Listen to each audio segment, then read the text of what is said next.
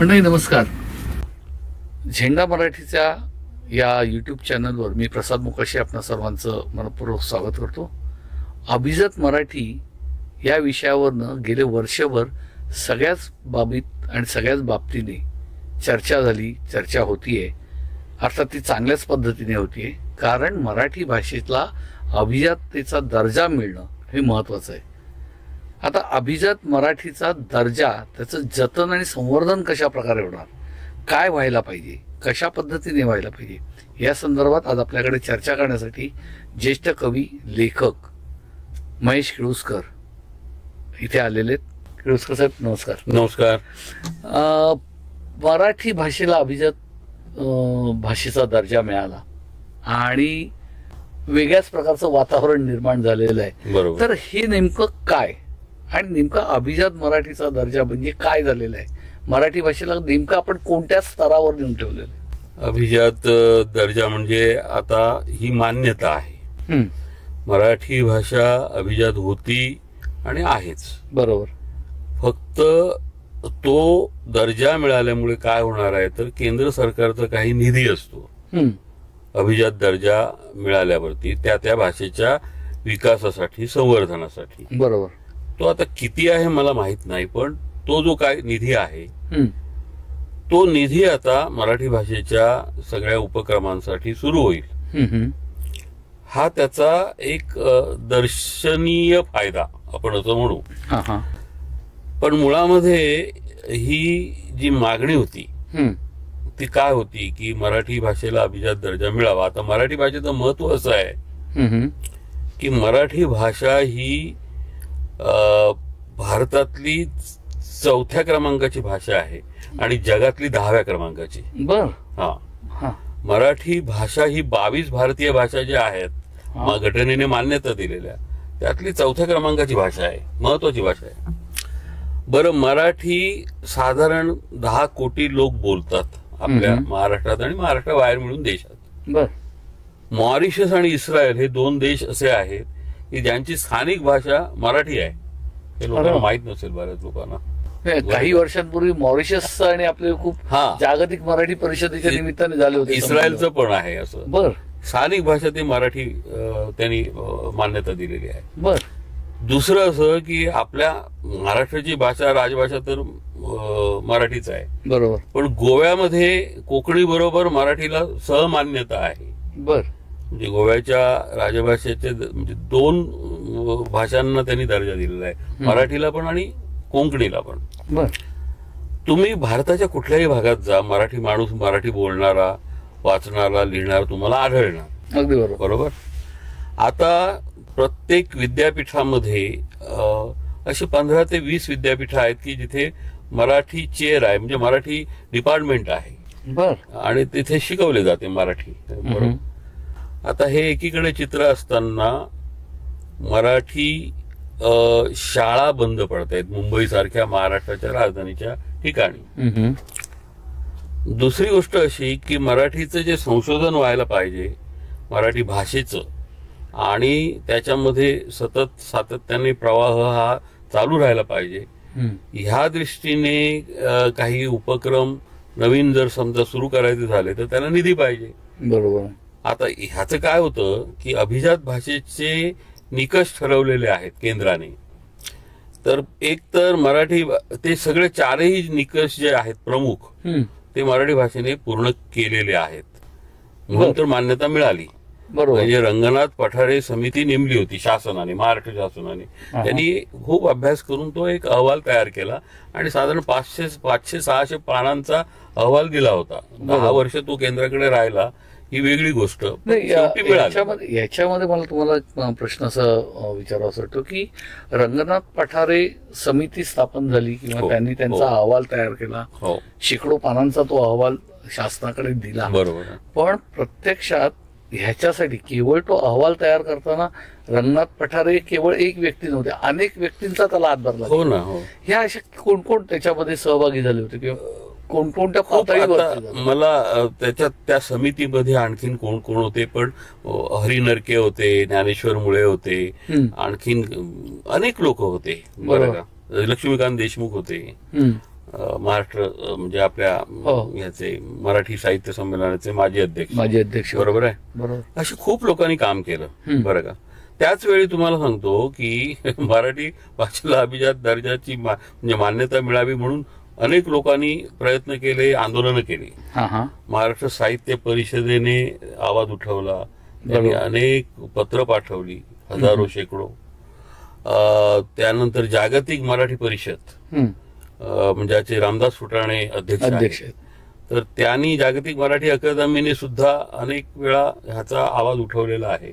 मुंबई मराठी पत्रकार संघ, त्यानंतर अनेक संस्था अशा, महाराष्ट्र सांस्कृतिक आघाडी म्हणून आहे, श्रीपाद भालचंद्र जोशी काम बघतात त्याचं, नागपूरचे. तर ते असे अनेक शेकडो, आणि मी आणि प्रेमानंद गजवी आम्ही दोघच जण, दोन शिलेदार, आम्ही इथे मुंबईमध्ये, कल्याणमध्ये, आमच्याबरोबर दिनकर गांगल होते, ज्येष्ठ पत्रकार आणि संपादक, आणखीन अनेक लोक होते. तर आम्ही पण अनेक सभा घेतल्या, आंदोलनं केली वगैरे वगैरे.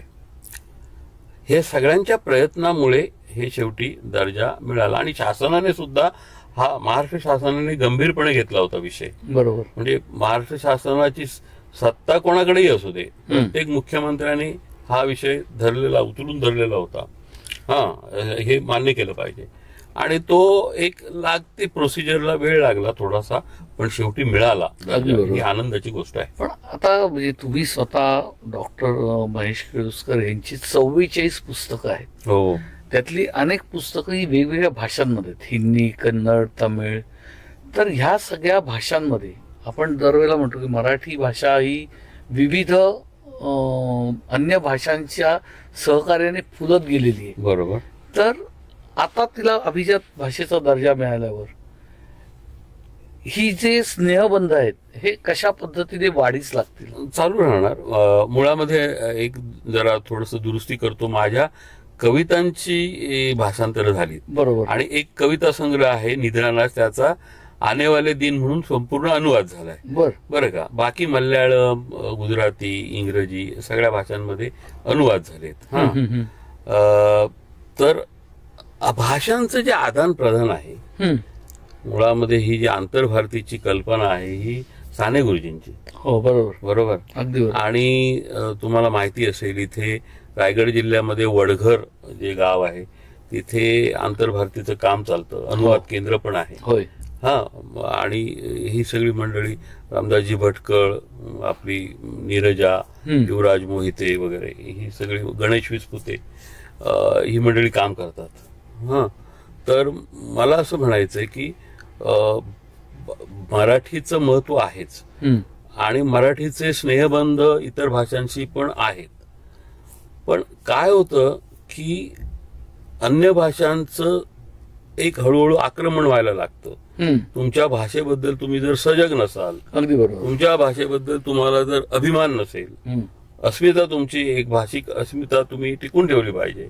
ती का टिकून ठेवली पाहिजे? त्याचे कारण असं आहे की हळूहळू अन्य भाषांचं आक्रमण तुम्हाला, स्नेहबंध असणं वेगळं, मैत्री असणे वेगळी, त्या भाषेचं भाषिक सहजीवन असणं वेगळं, आणि एक भाषा दुसऱ्या भाषेवर जर कुरघोडी करत असेल तर त्या लोकांचं जगणं मुश्किल होतं त्या प्रदेशातल्या.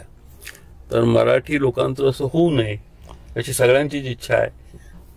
म्हणजे अन्य भाषा मराठी भाषेवरती प्रभावी होऊ नयेत हे तर सगळ्यांचं. त्यामुळे मराठीचं नुकसान होणार नाही, महाराष्ट्रात तरी असं नुकसान होता कामा नये, होणार नाही. बरोबर. आणि देशातही होणार नाही. पण असं म्हटलं जातं की महाराष्ट्रात प्रत्येक 10 मैलावरती मराठी भाषा बदलत जाते, त्याची बोली भाषा बदलते, बोली भाषेचा टोन बदलतो. बिलकुल. अनेक वेगवेगळे शब्द येतात. बिलकुल. अशा वेळेला या बोली भाषांचं जतन झालं, त्यांचं संवर्धन झालं, तर मराठी भाषेचं संवर्धन होईल का? अगदी बिलकुल महत्वाचा मुद्दा आहे हा. आता हा प्रश्न इतका महत्वाचा आहे मुकाशी, की आम्ही मध्यंतरी एक पुस्तक पण केलं, प्रेमानंद गजवीनी आणि मी संपादित, 10 बोली घेतल्यात त्याच्यात मध्ये. आम्हाला जेवढं करता येणं शक्य तेवढं केलं आम्ही, बरं का. पण 68 बोली आहेत मराठीच्या फक्त महाराष्ट्रामध्ये. पूर्ण म्हणजे महाराष्ट्रात काय, महाराष्ट्राच्या बाहेर पण या बोली ज्या आहेत त्या कुठल्याही भाषेच्या रक्तवाहिन्या असतात असं मी म्हणतो. बर बर. रक्तवाहिन्या जर तुमच्या एकदम अशा सशक्त असतील तर त्या भाषेला पोषण मूल्य मिळणार. म्हणजे प्रमाण भाषा मराठी जी आपण बोलतो, लिहितो, वाचतो, तिचं जतन आणि संवर्धन होण्यासाठी ह्या बोली ज्या आहेत त्यांचं जतन आणि संवर्धन होणं अत्यंत आवश्यक आहे. का होणं आवश्यक आहे? कारण तुम्ही म्हणालात तसं ह्या बोली ह्या लोकबोली आहेत. बरोबर. लोकांच्या जीवनातून म्हणजे प्रत्यक्ष व्यवहारामध्ये ज्या बोलल्या जातात, ज्याच्यामधून सगळ्या कथा, त्यांची काही गाणी, लोकगीतं, अमुक तमुक सगळं जे आहे ते त्या बोलीमध्ये असतं. बरोबर. जगण्याचं सत्व आणि स्वत्व हे त्या बोलीमध्ये असतं. आणि म्हणून म्हणजे लिंग्विस्टिक सर्व्हे ऑफ इंडिया नावाची जी संस्था आहे त्यांनी सर्वेक्षण केलं मराठीच्या संबंध बोलीचं. त्या 68 बोली आत्ता आज मितीला तरी त्यांना तेवढा आकडा आढळला, अजून पण असतील.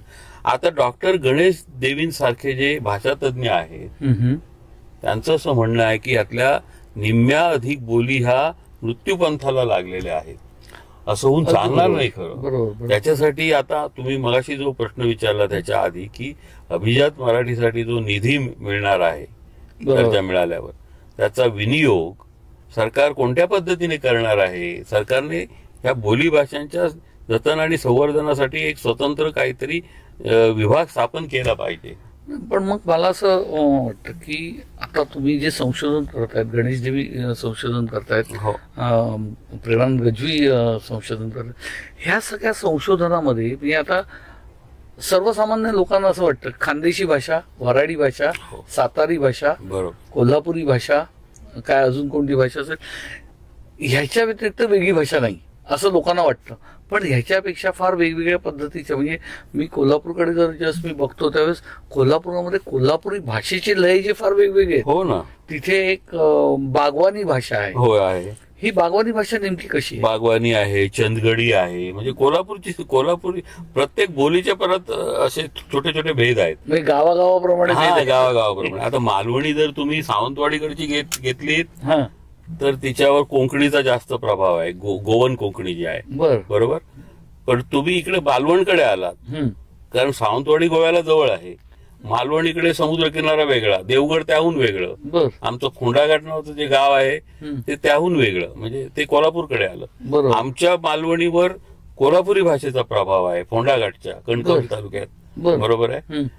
आता हे का होतं? कारण माणसांच्या येण्या जाण्याने त्यांचं जे आदान प्रदान असतं, देण्या घेण्याचे व्यवहार असतात वगैरे, ते ज्या भाषेत चालतात ती तिथली बोली होते.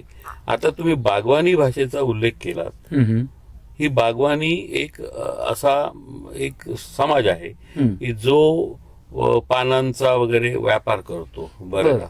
भाजी जास्त भाजी विक्रेते जे आहेत ते बागवानी असतात. बरोबर. आता ह्यांचा बोलीचा तुम्हाला अत्यंत उत्तम नमुना आमचे मित्र आहेत नाटककार अभिराम भडकमकर, त्यांची इन्शा अल्लाह नावाची एक कादंबरी आली अलीकडे, गेल्या वर्षी आली ती. त्याच्यामध्ये खूपच सुंदर, म्हणजे पहिल्यांदा मला आश्चर्य वाटलं की बागवानी बोलीचा इतका छान वापर करण्यात आलेला आहे. तसंच ना मालवणी तर तुम्हाला माहितीच आहे, वस्त्ररण नाटक, नंतर मालवणी अनेक कविता. मी स्वतः मालवणीमधून लिहितो, मराठीत पण लिहितो आणि मालवणीत लिहितो वगैरे वगैरे. तर अशा ज्या बोली आहेत, वाडवळी भाषेमध्ये चांगलं लेखन झालेलं आहे. त्यानंतर सामवेदी म्हणजे वसई विरारकडे जी भाषा आहे, बोली आहे, ती सामवेदी. डॉक्टर सिसिलिया कारवालो, फेलिक्स डिसुजा म्हणून एक कवी आहे, रॉक कारवालो, हे सामवेदीवाले. सॅबी परेरा म्हणून आता एक आमचा विनोदी लेखक, अरे खूप सुंदर लिहितो आणि तो बोलीमध्ये पण लिहितो, सामवेदीमध्ये. तर असे खूप लोक, किंवा कृष्णात खोत सारखा लेखक ज्याला साहित्य अकादमी मिळाले पुरस्कार, तो माणूस, त्याची भाषा बघा, ती जी उत्तूर बित्तूर जे गावं आहेत, चंदगड, उत्तूर वगैरे, ती बॉर्डर लाईन आहे कोल्हापूर आणि त्या साईडची, तर ती बोली आहे.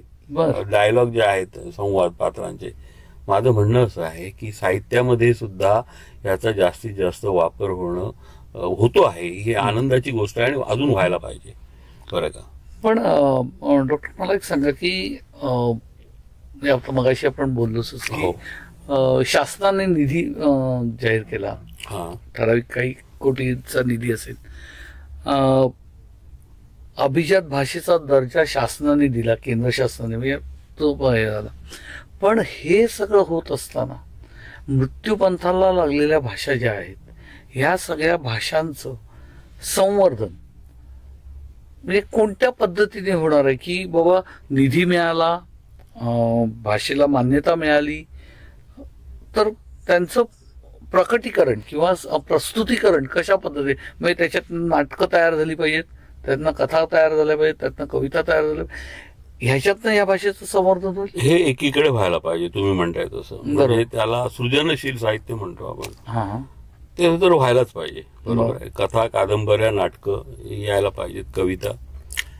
त्याचबरोबर भाषेची जी रूपं आहेत, ती रूपं समजा अस्तंगत होत असतील तर ती रेकॉर्ड केली पाहिजेत. मग ध्वनिमुद्रित केली पाहिजे, चित्रमुद्रित केली पाहिजेत. भाषेचा एक लहेजा असतो. तुम्हाला लिखित मिळतील रूपं, पण आता ही जी डिजिटल चॅनेल्स आहेत समजा, हे आता जसं झेंडा मराठीचा, बरोबर, हे जे काम करतायत ते एक प्रकारचं म्हणजे एक रेकॉर्ड तयार करतायत ते. बरोबर. म्हणजे हा माणूस कसा बोलतो, तो माणूस कसा बोलतो, त्याच्या बोलण्याचा लहेजा काय आहे, तसं बोलीचे जे लहेजे असतात ते प्रत्येक मालवणी बोली कशी बोलतात लोक, वाडवळी कशी बोलतात, कारण ती माणसं मिळणार नाहीत आता तुम्हाला. बरोबर.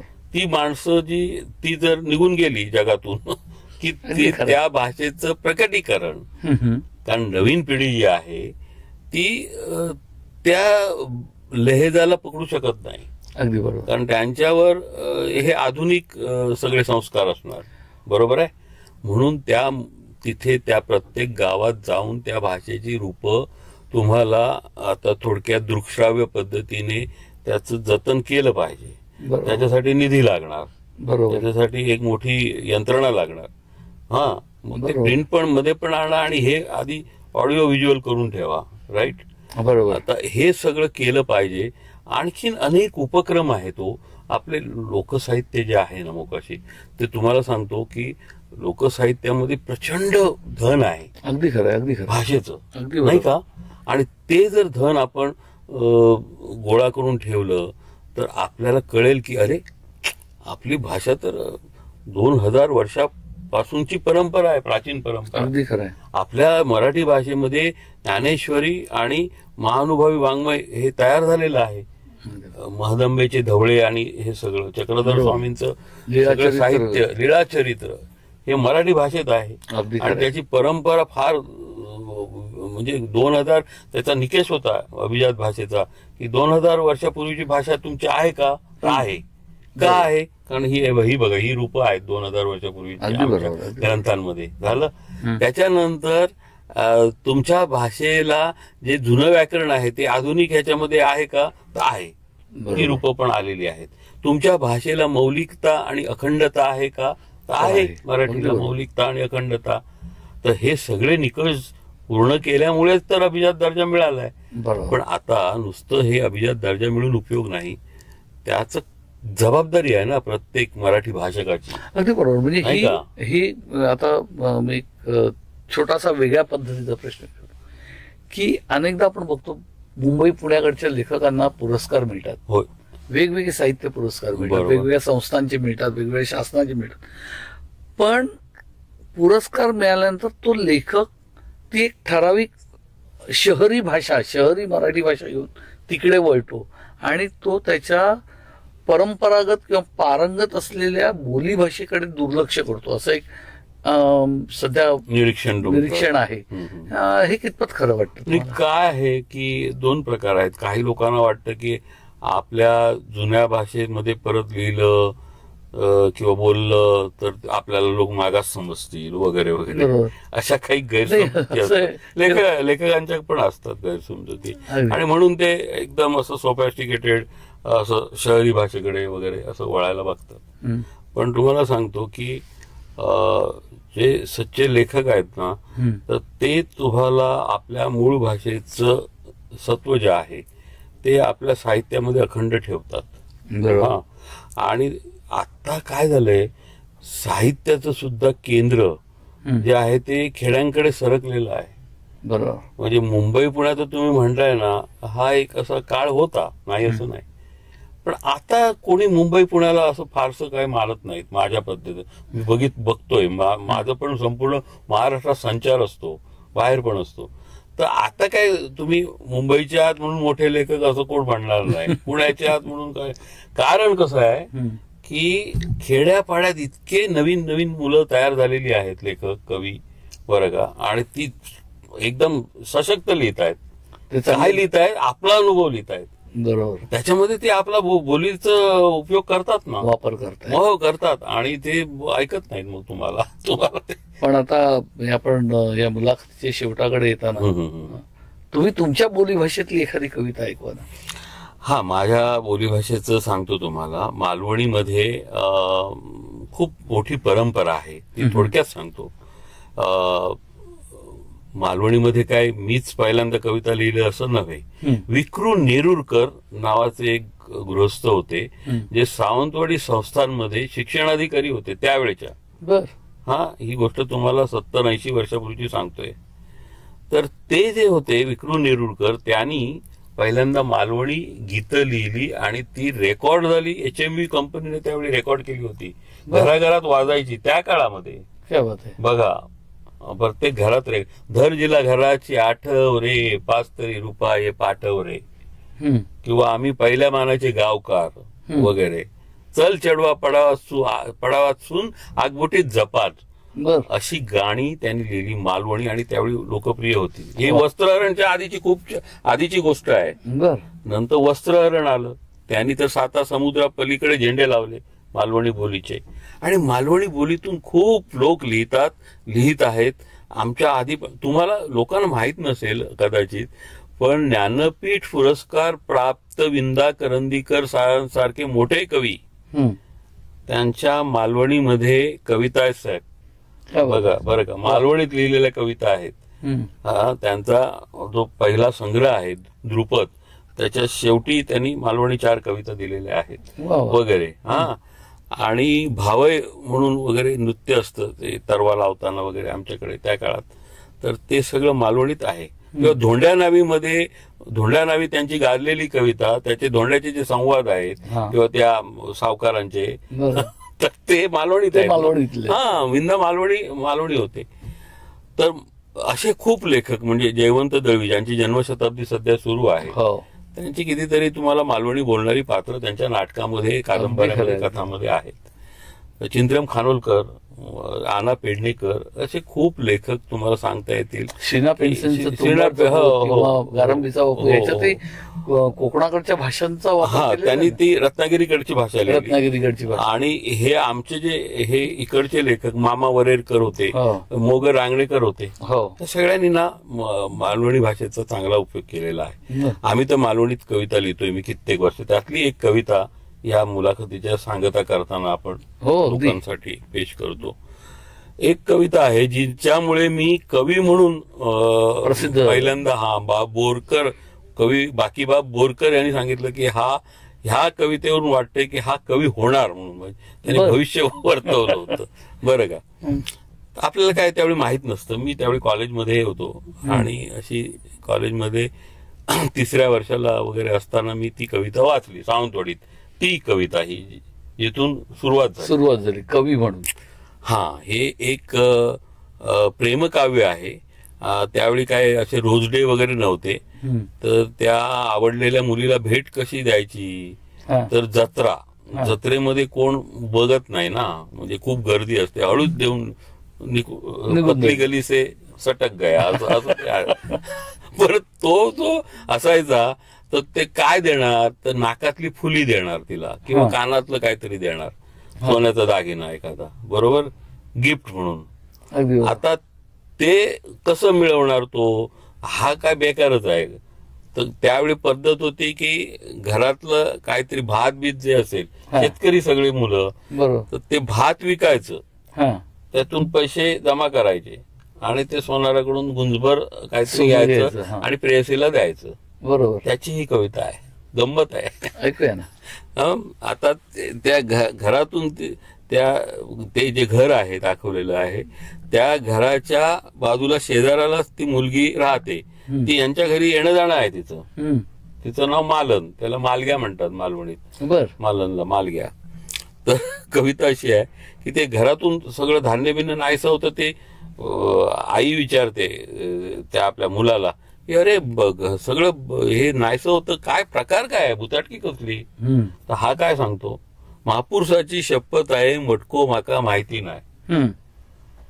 महापुरुषाची शपथ आहे मटको माका माहिती नाही, छाप काटो कसलो मी या अजून तागत खेळाक नाही.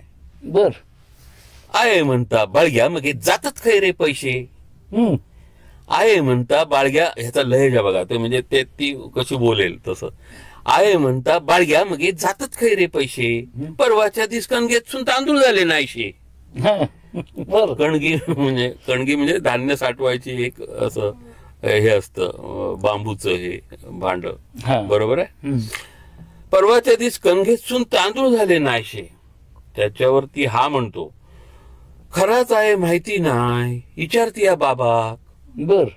म्हणजे आपल्याला माहित नाही, बाबाने विचार, त्याने काहीतरी केलं असेल. खराच आहे माहिती नाही, विचारती या बाबाक. स्वऱ्याक लगा निकल्या नसती तांदूळ म्हाताऱ्या साबाक. बर. म्हणजे त्यावेळी बार्टर सिस्टीम होती. दारू प्यायची तर घरातलं भात द्यायचं दारूवाल्याला, गुत्तेवाल्याला, आणि ह्याच्या बापसाला नाद आहे तो. बर. तर तो म्हणेल की घरात ते भात त्याने दिलं असेल, मला काय माहित नाही. खरंच आहे माहिती नाही, विचारती या बाबाक. सोऱ्याक लगा निकल्या नसतील तांदूळ म्हाताऱ्या साबाक. इतक्या तिला माली तिच्या नाकात नाही फुली. इतक्या तिला माली त्याच्या नाकात नाही फुली. फुली म्हणजे नाकातला दागिना. इतक्या तिला माली त्याच्या नाकात नाही फुली, ते का बघतू क्षणी बाळग्या फीट येऊची पाळी. फुली गो केव्हा केलंस मालग्या, हा एक रवला नाही. आता नवीन दागिना एक बाई दुसऱ्या बाईला विचारणार, फुली गो केव्हा केलंस मालग्या, हा एक रवला नाही. मालग्या पटकन बोलान गेला, तू का माहिती नाही. भाळो मारता डोळो तरी मालग्या कळला नाही. भाळो मारता आता उघड होणार ना सगळं, पोल खोलणार. भाळो मारता डोळो तरी बालग्याक कळला नाही, विचार मग ती असते का. मालग्यान केल्यान गाय. तेनाच मग इन्सुल्याच्या जत्रेत दिल्यान फुली. तेनाच मग मोठेपण आहे ना. तेनाच मग इन्सुल्याच्या जत्रेत दिल्यान फुली, चौली भार सोना असा बोलान गेला माली. आता हिला मिळालं, बाळग्या माझ्या ध्यानातीला पैसे खाई गेले. बाळग्या माझ्या ध्यानातीला पैसे खाई गेले. कणगेतले कोले वनगळ नाहीसे कसे झाले. कोले वनगळ नावाची तांदळाची जात. बर. कणगेतले कोले वनगळ नाहीसे कसे झाले. आईन काढल्यान सळपो. सळपो म्हणजे लाकूड. आईन काढल्यान सळपो तसो बाळगो म्हणता कसो.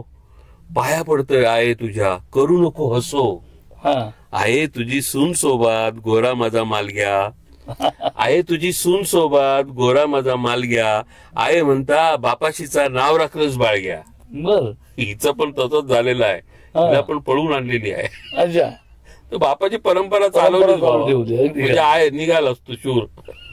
आहे म्हणता बापाशीचा नाव राखलंच बाळग्या. इतक्यात शिरलो घरात बाबा. आहे एकदम लदली. बाळगो बघता मालग्यार त्याच्या गालात पडली खळी. बाळगो बघता मालग्यार त्याच्या गालात पडली खळी. वा वा वा वा. एक मालवणी लहेजा असलेली छान कविता तुम्ही सादर केलीत.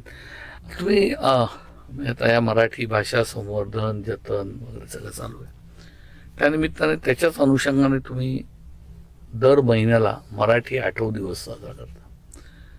ह्याच्या मागची नेमकी संकल्पना आणि कशा पद्धतीने तो कार्यक्रम असतो. मराठी आठव दिवस ह्याचे संस्थापक आहेत आमचे पत्रकार मित्र रजनीश राणे. त्यांच्याबरोबर आम्ही आहोत. बर. मी आहे, आमचे भाऊ कोरगावकर आहेत, आणि ज्येष्ठ कवी आमचे अशोक नायगावकर आहेत. बर. आम्ही काही मंडळी अशी आहोत की ज्यांनी पहिल्यांदा ही सुरुवात केली. कल्पना अशी आहे की फक्त 27 फेब्रुवारी असा कुसुमाग्रजांचा जो जन्मदिवस आहे तो मराठी दिवस म्हणून दरवर्षी साजरा केला जातो, वर्षातून एकदा. आमचं असं म्हणणं आहे की दर महिन्याला हे आठवण केली पाहिजे. आणि दर महिन्याच्या 27 तारखेला आम्ही मराठी आठव दिवसचा एक तरी कार्यक्रम करतो. बर. छोटा असो मोठा असो आणि कुठेही करतो. मग त्या कार्यक्रमात काय काय असतं? कार्यक्रमामध्ये कधी मराठी कवितांचं वाचन असतं, कधी एखाद्या कथेचं अभिवाचन असतं, बर. कधी एखाद्या मराठी लेखकाची मुलाखत असते. बर. तरुण मुलांच्या बद्दल म्हणजे त्यांना काय वाटतं मराठीबद्दल त्याचं एक काय म्हणतो आपण असं समूह चर्चा वगैरे बर. अशा पद्धतीचे कार्यक्रम आम्ही वेगवेगळ्या प्रकारे वेगवेगळ्या त्याच्यावरती म्हणजे मराठी जगवली पाहिजे. बरोबर, अगदी मराठी जगवली पाहिजे आणि व्यवहारात मराठी कशी जास्तीत जास्त आणता येईल. बरोबर. बरं का. आता तुम्हाला लोकांना हे माहिती नाही की बऱ्याच पालकांची अशी समजूत असते की मराठीमध्ये जर आपण मराठी माध्यमातून मुलं शिकली तर त्यांना काय करिअरला पुढे स्कोप नाही वगैरे असं पालक बोलतात उघड उघड. आम्ही त्यांना सांगतो की नाही, आम्ही त्याच्यासाठी व्याख्यानं ठेवतो. मराठी शिकून मराठी माध्यमातून शिकून उत्पन्नाच्या कोणत्या संधी आहेत. बर. हा, बाकायदा आम्ही गावगाव जातो आणि सांगतो की नाही, तुम्ही चांगला निवेदक, आज महिन्याला लाख लाख रुपये 1-1 लाख रुपये कमाई करणारे निवेदक आहेत मराठीमध्ये भाषा बोलणारे. बरं का. म्हणजे आता कितीच मुद्रित तपासनीस मिळत नाहीत, म्हणजे इंग्रजीमध्ये ज्याला प्रूफ रीडर म्हणतात वगैरे, मराठी संपादक मिळत नाहीत. बरोबर. मराठी चांगलं बोलणारे, चांगलं वाचणारे अभिवाचक मिळत नाहीत. हे ज्यावेळी भाषेमध्ये घडतं त्यावेळी लोकांना सांगायला पाहिजे, अरे असं नाहीये, तुम्ही मराठी भाषेवर प्रभुत्व मिळवा, चांगली मात्र यायला पाहिजे तुम्हाला आहे संधी. अगदी बरोबर आहे, जॉब आहेत, सगळं आहे. फक्त ते आपण असं प्रत्येकाला असं डॉक्टर आणि वकील आणि हे असं नाही मिळणार. बरोबर आहे. अगदी बरोबर. किंवा आता ज्ञानभाषा मराठी होण्याच्या दृष्टीने सुद्धा लोकांचे प्रयत्न चाललेले आहेत. अगदी बरोबर. तुम्हाला न्यायालयाचं निकालपत्र आता मराठीत मिळू शकतं जर मागणी केली तर. मिळतं की नाही? हो, मिळतं. मग त्याच्यासाठी अनेक लोकांनी अनेक वर्ष प्रयत्न केले म्हणून आज हे मिळतंय.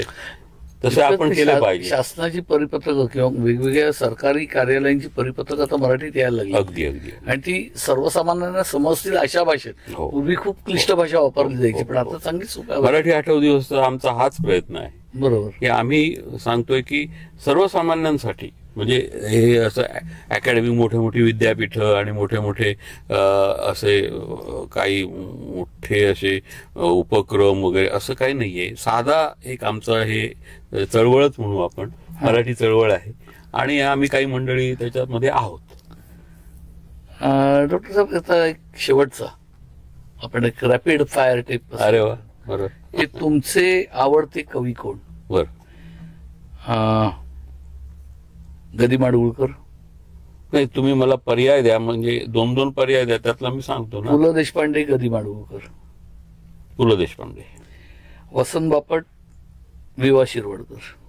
विवा शिरवडकर. मंगेश पाडगावकर, केशवसूत? मंगेश पाडगावकर. वपू काळे, शांता शेळके? शांता शेळके. चित्रम खानोलकर, आचार्य अत्रे? चित्रम खानोलकर.